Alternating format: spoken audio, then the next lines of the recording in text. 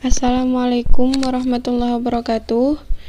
Nama saya Atin Mawadah Rahmati, NIM 20030960115,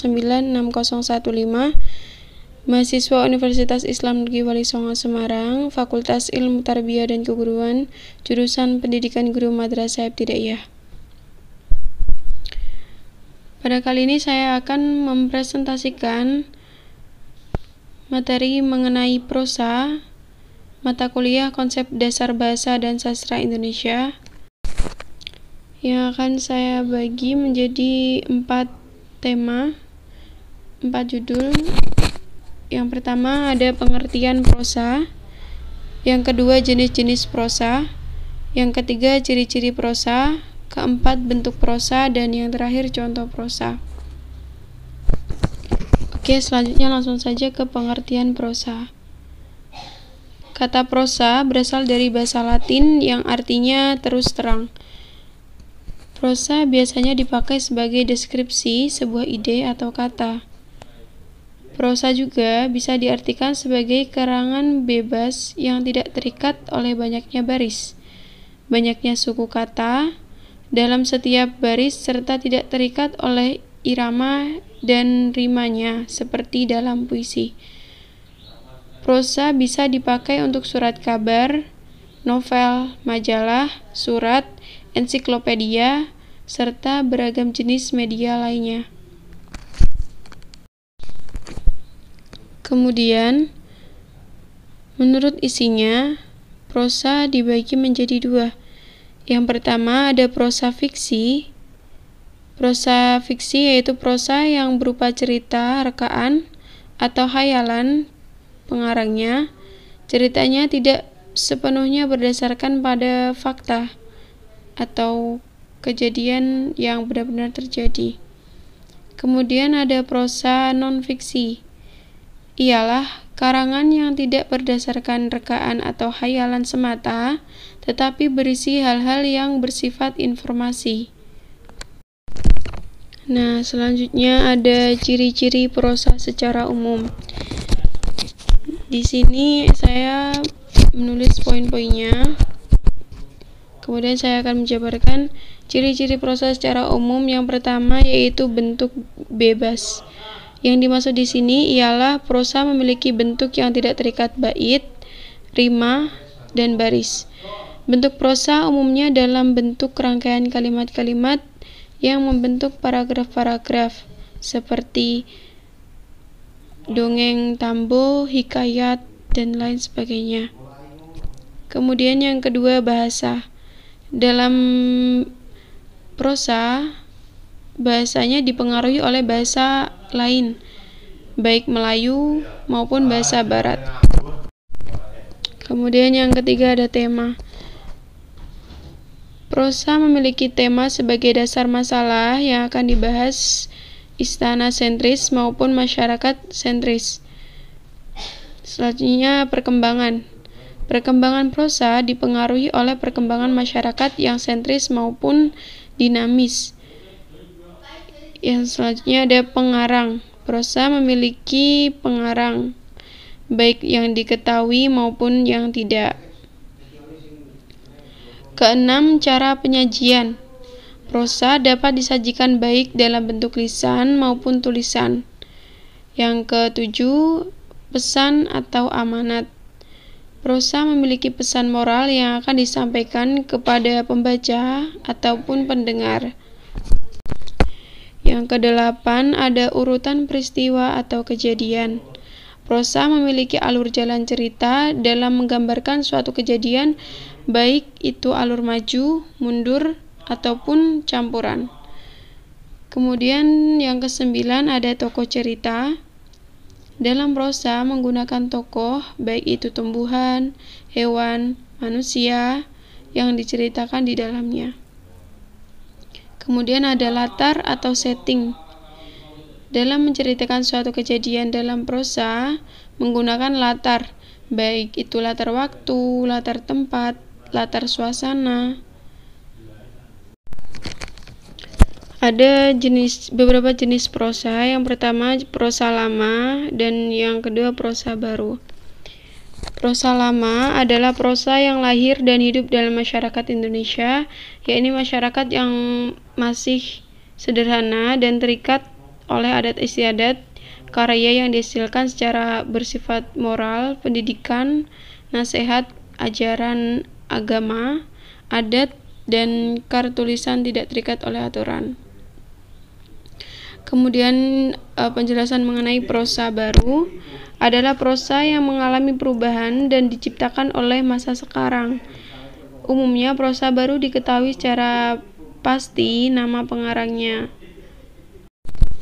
Nah, kemudian jenis-jenis prosa lama, jenisnya ada hikayat, berasal dari India dan Arab, berisikan cerita kehidupan para dewi, putri, peri, pangeran, raja-raja yang memiliki kekuatan gaib.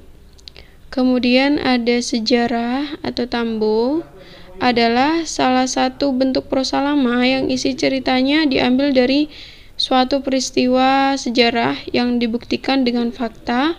Selain sejarah, ada juga silsilah raja-raja. Kemudian ada kisah, adalah cerita tentang perjalanan atau pelayaran seorang dari suatu tempat ke tempat lain. Kemudian ada dongeng, adalah cerita yang menonjolkan binatang sebagai peran utama. Ceritanya bersifat khayalan, tidak atau fiktif. Dongeng juga terdiri dari banyak ragamnya. Di antaranya ada fabel, mite, legenda, sage, parabel, dongeng jenaka, cerita berbingkai.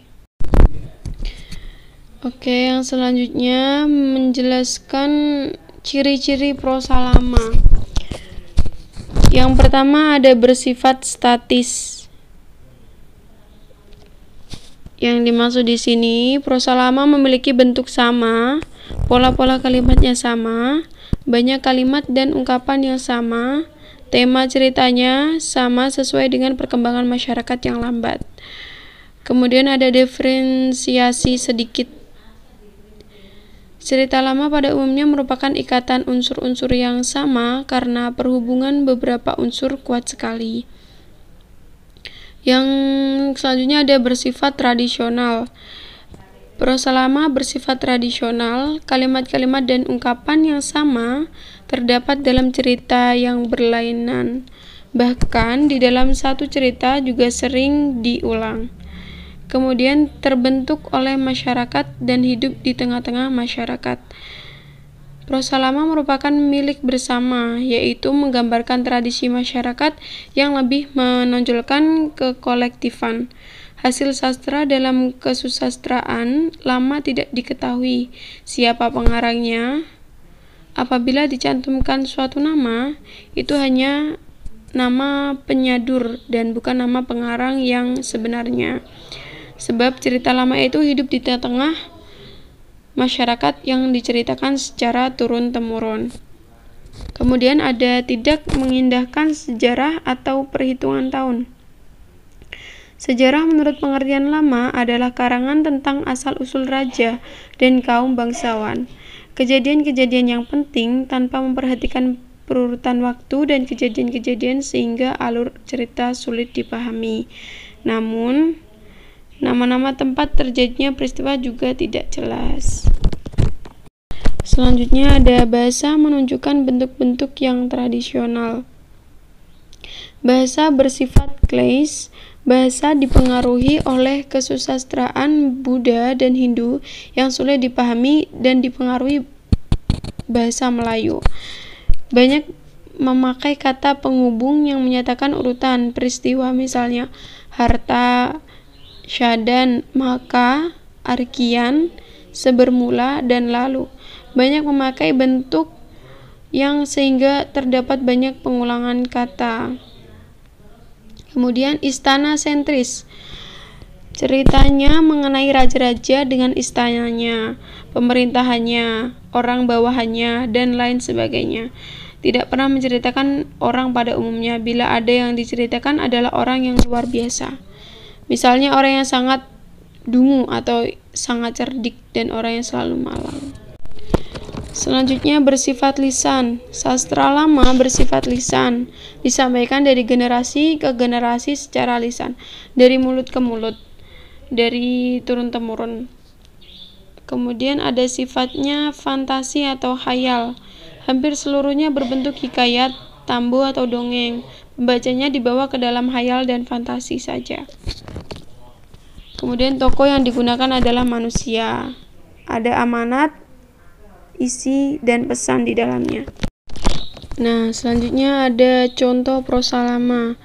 Contoh prosa lama diantaranya ada cerita hikayat Hang Tuah, kemudian Kabayan, Si Pitung, hikayat Si Miskin, hikayat Indra Bangsawan, hikayat Panji Semirang, hikayat Raja Budiman. Kemudian jenis prosa yang kedua adalah prosa baru. Di antaranya ada cerpen. Cerpen adalah cerita rekaan yang pendek, dalam artian hanya berisi pengisahan dengan fokus pada suatu konflik saja, dengan tokoh-tokoh yang terbatas tetapi tidak berkembang atau tidak mengakibatkan perubahan nasib kepada pelaku utama. Alur ceritanya pun sederhana, hanya memaparkan penyelesaian konflik yang diungkapkan. Kemudian ada novel, dari bahasa Itali, yaitu novella, yang berarti barang baru yang kecil. Kemudian kata tersebut menjadi istilah sebuah karya sastra dalam bentuk prosa. Novel lebih panjang isinya daripada cerpen, konflik yang dikisahkan lebih luas, lebih merinci, para tokoh dan watak pun lebih berkembang sampai mengalami perubahan nasib, menggambarkan latar lebih detail dengan perjalanan waktu terjadi perubahan-perubahan sehingga konflik terselesaikan. Kemudian dongeng. Dongeng adalah cerita rekaan yang sama dengan novel atau cerpen. Dongeng adalah cerita yang dikisahkan tentang hal-hal yang tidak masuk akal atau tidak mungkin terjadi. Kemudian ada resensi atau timbangan buku. Adalah pembicaraan atau pertimbangan atau ulasan suatu karya, buku, film, drama, dan lain-lain, membahas dan memberikan penilaian terhadap buku yang baru terbit. Isi resensi bersifat memaparkan agar membaca mengetahui karya tersebut dari berbagai aspek seperti tema, alur, pewatakan, dialog, dan lain sebagainya. Sering juga disertai penilaian dan saran tentang perlu tidaknya karya tersebut dibaca atau dinikmati. Kemudian ada isai. Isai adalah ulasan atau kupasan suatu masalah secara sepintas, lalu berdasarkan pandangan pribadi penulisnya. Isinya bisa berupa hikmah hidup, tanggapan, renungan, ataupun komentar tentang budaya, seni, fenomena sosial, politik, pementasan drama, film, dan lain sebagainya. Isai bersifat subjektif atau sangat pribadi. Selanjutnya ada roman. Roman adalah cerita yang mengisahkan pelaku utama dari kecil sampai mati, mengungkap adat atau aspek kehidupan suatu masyarakat secara mendetail atau menyeluruh, alur bercabang-cabang. Kemudian selanjutnya menjelaskan mengenai ciri-ciri prosa baru. Yang pertama, bersifat dinamis. Prosa baru bersifat dinamis yang senantiasa berubah sesuai dengan perkembangan masyarakat yang cepat. Unsur-unsur yang membentuk prosa mengalami perkembangan dari masa ke masa. Kemudian yang kedua ada masyarakat sentris. Pokok cerita yang terdapat dalam prosa baru Pokok cerita yang terdapat dalam prosa baru mengambil bahan atau kejadian dari kehidupan masyarakat sehari-hari, yaitu hal biasa terjadi di tengah-tengah kehidupan masyarakat. Kemudian bersifat rasional. Bentuk roman, cerpen, novel, kisah, drama yang berjejak di dunia yang nyata berdasarkan kebenaran dan kenyataan. Kemudian bahasa tidak bersifat klise dan dipengaruhi oleh kesusastraan. diketahui siapa pengarangnya karena dinyatakan dengan jelas di situ. Kemudian pembuat prosa baru dinyatakan secara jelas sehingga prosa bukan milik bersama masyarakat namun perorangan. Kemudian tertulis. Ciri selanjutnya adalah tertulis. Prosa baru bersifat tertulis yang disampaikan dalam bentuk tulisan. Kemudian ada bersifat modern atau tidak tradisional. Unsur-unsur dalam prosa mengenai hal-hal yang sering terjadi pada masa sekarang. Kemudian ada memperhatikan urutan peristiwa. Dalam menggambarkan suatu keadaan, disesuaikan dengan urutan kejadian sehingga alur yang digunakan dapat mudah dipahami oleh pembaca.